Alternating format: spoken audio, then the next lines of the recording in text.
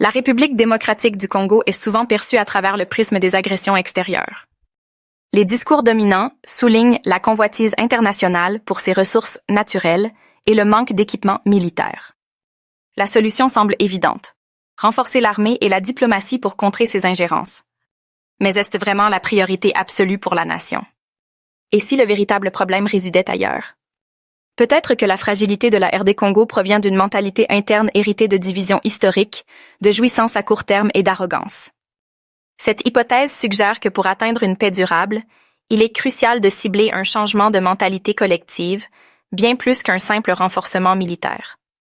Des tendances émergentes montrent que dans les sociétés post-conflit, la reconstruction passe par la réconciliation et le changement des mentalités. L'Afrique du Sud post-apartheid en est un exemple. De plus, la montée du soft power souligne l'importance de la capacité à négocier et à fédérer.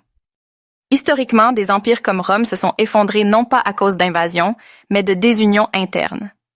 La RDC pourrait suivre ce chemin si elle ne revoit pas ses fondations culturelles. Pour transformer cette hypothèse en action, je propose de former un état-major de la conscience collective. Ce groupe d'experts définirait un programme national d'éducation à la pensée critique et à l'intelligence émotionnelle.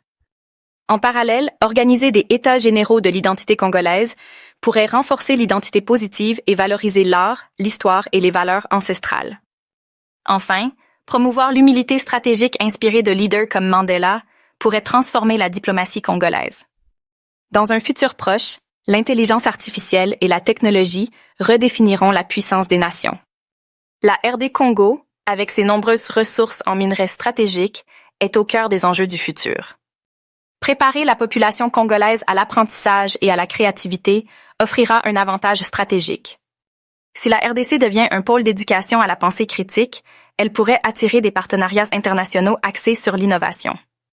Plutôt que de se bunkeriser, elle pourrait se positionner en leader du soft power africain. Alors que l'attention se porte sur les renforts militaires, la clé pourrait résider dans une réforme culturelle et identitaire profonde. Cette vision de Nanou Mukolonga, centrée sur l'introspection et l'empathie, offrirait à la RDC un atout unique. Un peuple solidaire, éduqué, prêt à innover et à anticiper les défis futurs.